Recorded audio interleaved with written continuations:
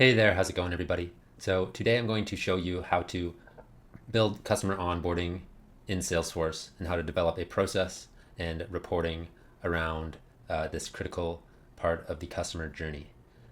This video is for people who want to keep uh, their processes and workflows related to their customers within Salesforce, and for people who are willing to build things using the setup portion of Salesforce. And I'm going to take you through everything from start to finish here. But let's start with why would you do this in the first place? And I've illustrated 4 points here. The first, namely, being is that by doing this, it will allow you to keep critical parts of the customer journey centralized within one place, which will help you avoid data silos, avoid building complicated integrations with other software, simplify things like sharing data with the sales team. But most importantly, it should help you actually save money from investing in additional software, plus the operational overhead of maintaining that software. You've already invested in Salesforce, you may as well continue to build to get the most out of this platform. Secondly, by doing this, you're really going to have the ability to build a custom process and workflow that fits your business's needs. Namely, you can customize the UI to make sure you're getting proper data captured. You can customize the schema using fields to segment your customers, and you can assign different onboarding workflows based on their segmentation. Then we have reporting and data. Data is much easier to pull out of Salesforce and make use of Salesforce compared to other platforms that I've worked with. You can also link it to other data that you have in Salesforce to see where people are sitting at different points in their journey. And you can also use things like validation rules to make sure that data is getting captured at key points of the journey and easily build reporting based off this.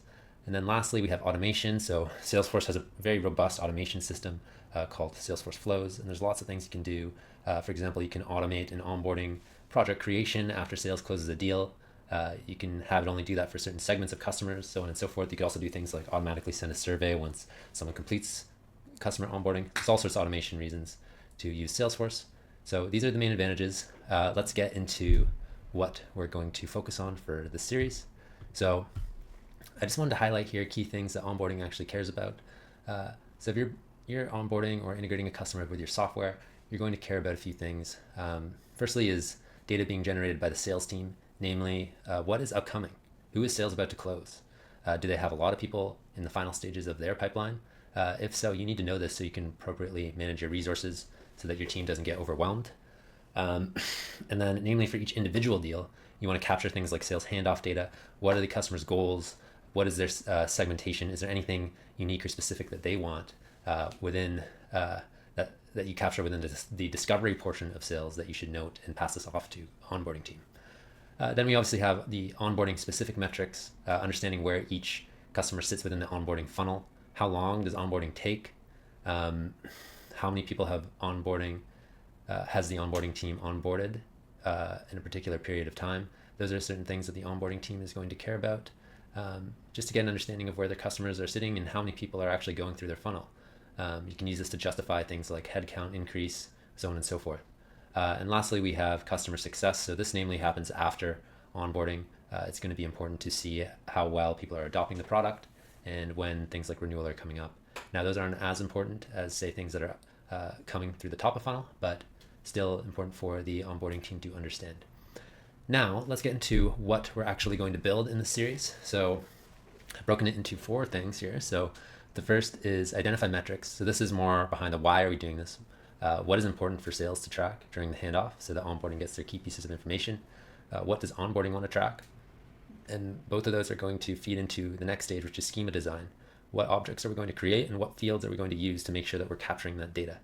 Then I'm going to take you through the Salesforce build, which is we're going to go through the schema, which is creating a new custom object, adding custom fields to that object into existing objects. Then we have process, things like validation rules, making sure you're collecting data at certain stages in the onboarding flow. We have automation. How can we make the process of data easier? For example, when sales closes a deal, we need to automatically create an onboarding project. And then there's things like the UI. How can we make sure the layout is set up properly for onboarding so they can see everything? And once this is all done, then we're able to actually build out reporting. And I'm going to show you key reports that onboarding might care about, things like sales pipeline, average time to launch, customers launch per month, so on and so forth. We're going to cover all of that within this video. It'll probably be pretty long, but we'll get into that in the next video. I just wanted to set the stage. for what we're doing and why. And I hope you enjoy this series.